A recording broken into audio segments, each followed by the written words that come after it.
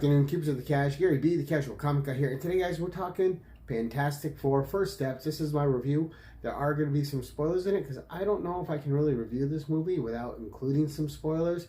But I've been out of the movie for about an hour now, and I wanted to record this really quick and just give my out of the theater experience with this film. Now, with this film, I was excited and not excited to go see it, right? I wanted to see it. I thought the trailers were good. I didn't think the trailers were great, so I just went in with an open mind, and there's a lot of the cast I didn't know. I had never seen Vanessa Kirby in anything. I had never seen Ebon Moss-Bachrach in anything, or Joseph Quinn.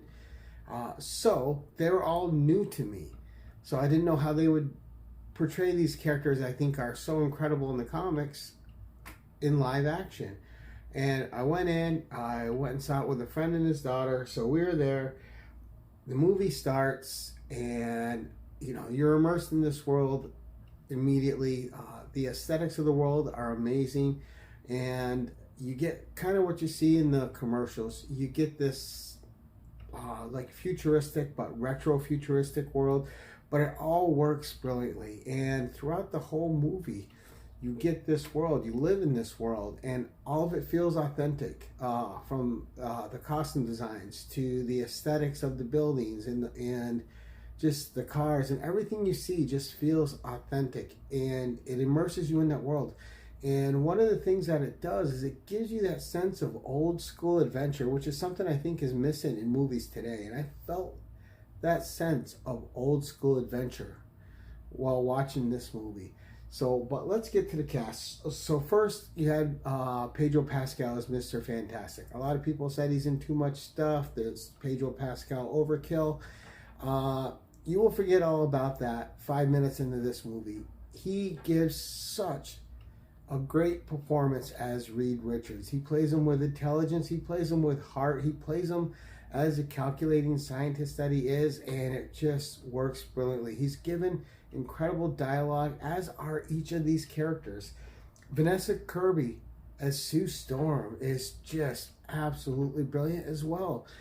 She comes across strong, but she also comes across as a mother. She comes across as a family member in this group, and the heart, and her and Reed are perfectly balanced in this film.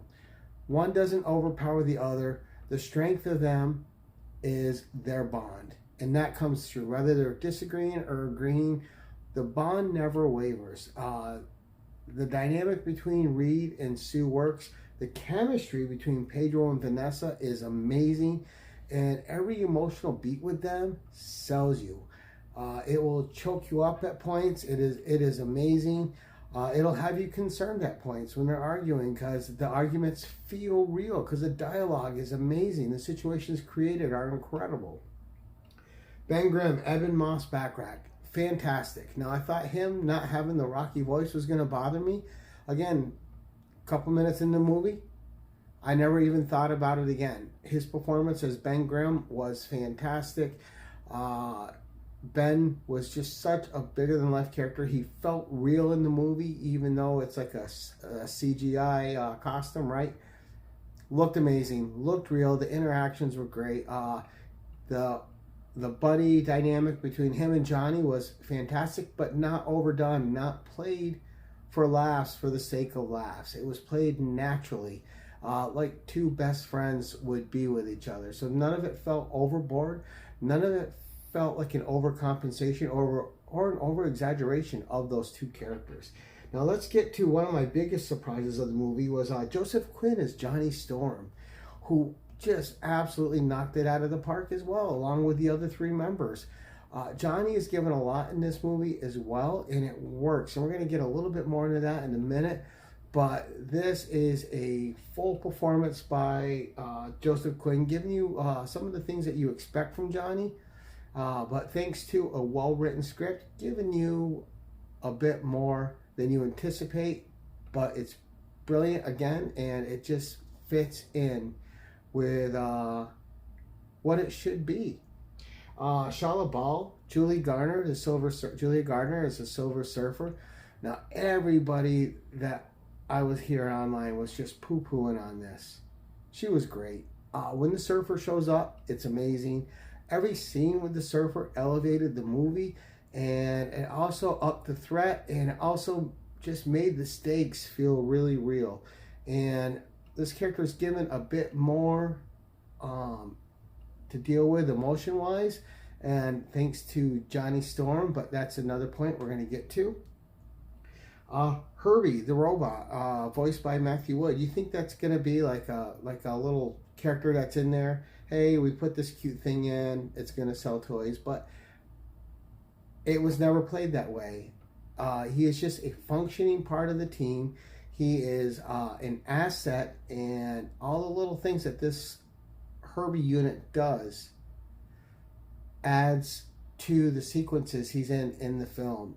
But it's not played for laughs. It's just, this is his function. This is what he's doing. This is why this character is important. And it doesn't overshadow any other character on the screen. It doesn't play it for laughs and the cutesy thing. It's just really well done.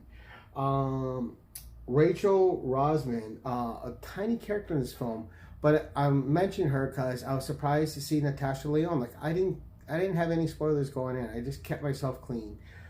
It was just great to see her. She's just one of those actresses that when you see her on screen, she puts a smile on your face. No different here. A bit role. She did a lot with it. It was great. Just her facial expressions and her interactions with one of the FF is just fun. And it just adds a dynamic that you're hoping to see in the next movie and see that explored. The voice of Galactus, Ralph Ineson, fantastic. Galactus looked amazing. Galactus looked like an immediate threat. He felt like a threat. But he also had that air about him of being a god and everyone else was kind of lesser, and that his hunger was just all that mattered. And just like in the books, and it comes through. So let's talk about smart writing. And we're going to start with humor. A lot of times Marvel has been guilty of putting humor in where it doesn't fit, or making characters humorous where they wouldn't be humorous, and taking them out of character. That is not present in this movie. There are moments of humor, but they are earned, and they're subtle, and they're in character moments of humor. They feel natural. It's how the characters would act naturally. Nothing feels forced, and it doesn't take you out of the film. And it doesn't even distract you. It's a slight chuckle, but it's not at the changing of any of the characters from what they are or should be. So a great job, again, with this script. Just appropriate humor that's based on characters, not on just wanting to put a joke in. So let's talk about the title, right? Fantastic Four, First Steps. Now, this has, to me, a little bit bigger meaning because they're the first family, first steps. Now, in this universe, the Earth 828 universe, which is a clever nod to Jack Kirby, they're the first family in this universe with superpowers. So the first family thing works. First steps, the first ones encountering and figuring out what to do with these powers and how they affect the world around them, how they affect themselves, how do they have to live their lives differently now that they have them. So the first steps and the first family really do mean something in this movie, and that's something I appreciated. Again, with the Fantastic Four element, every member of the Fantastic Four has a role to play. No one's diminished because of the other one. All of them work in sync. There's times they don't agree, but when it's time to suit up and team up and be there for each other, it is instant. It is without pause, that whatever's going on, it's dropped. They're there for each other. This is a family. They have each other's backs no matter what, and that comes through every performance in this movie and through the writing. Fantastic job on both counts. Clever scenes with, there's a lot of clever scenes with Sue's invisibility power. There's a great one with a reveal that's kind of an intimate moment between her and Reed, and it's magical. It'll tug at the heartstrings, and it's just something amazing that I don't know, it'll just wow you. It's just a neat, simple little thing, but it's thought of, it's planned out, and for this film, and it hits an emotional beat, and it's just a clever inclusion in this. And it feels like something naturally someone in her position would do with this power, because she's able to. It's not malevolent, it's not mean. You'll have to see it for yourself. It is just a magical little moment, and it works very well. No, and I already mentioned this, no characters are treated less than the other. All characters are important. All right, so you have to remember, all these characters are astronauts. None of them are stupid. All right, they didn't get their jobs from being dumb. Reed is, of course, the smartest man in the world, but his scientific brain kind of makes it hard for him to be diplomatic or to be relatable sometimes. All right, so where he's a scientist, Sue's his other half. She's more diplomatic, she's more relatable, and she's better in public than Reed. She's able to communicate with the people of Earth, the other humans, in a more relatable way, and that's important. It becomes very important in some other scenes. Ben and Johnny have this great friendship. Of course, they pick on each other a little bit, and like I mentioned, it's not overboard. But there's times of peril when one of them is in danger and the other one is instantly there. Without fail, they are there, and they're making sure that the other person's okay to the best of their ability. And it's amazing to see that friendship on screen, played with maturity, played with a well-written script, because the strength of this script isn't the action, it's the family element. And that's where the strength of this script lies. Could there be holes in some of the other things? Yes, but there are no holes in this script when it comes to the family dynamic and writing these characters together. That is the backbone of this film. You got subtle performances. And what do I mean by that? There's more to a performance than just saying the words. With facial reactions, with emotional reactions, with urgency, with tenderness, with care. All four of these actors play these roles just with the perfection of their craft. It's amazing. Like, you forget you're watching the actors. You actually are just watching the Fantastic Four going through hell with this threat of Galactus. And that's after, not only to destroy Earth, but after their baby. And how are they going to save the baby? How are they going to save Earth? And how are they going to defeat this threat of Galactus when they can barely beat the threat of his herald, the Silver Surfer, who Julia Garner just is amazing as it. Talk about another subtle performance, because she's not inherently bad. You get her backstory, it's nice, and then you get the interactions between her and Johnny, which are incredible. And this is where Johnny shines in this movie, is his interactions with Shia LaBeouf, because not only, I mean, he's Johnny, right? He likes the women. Now, he finds her attractive, but he also recognizes her as a threat. And immediately when she's a threat to his family, it doesn't matter. She's the enemy, right? But Johnny is given more to do than the other Fantastic Four movies. He's not just played for comedy. He's not just machismo that's unchecked. Johnny is subtle. He's thinking. He is a man of sacrifice. He will give up anything for his sister Sue, for the family of the Fantastic Four, and for Franklin Richards. And he sells it. He is a strong emotional core. He sells the sincerity. So Johnny's played with a sincerity, but he's also played with brains, because he's an astronaut. He is not stupid.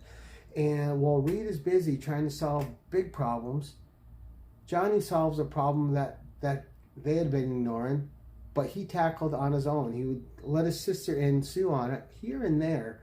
And it just shows that there's a lot going on with Johnny that nobody else is paying attention to. But Johnny is working on a problem that's going to help all of them, and it's integral to the movie. It helps ultimately what is the outcome. And I don't want to go any further because it's hard to talk about it without spoilers. But Johnny deciphers a very important part of this movie, which changes the dynamic in the character, which helps them all out a lot, and it's amazing.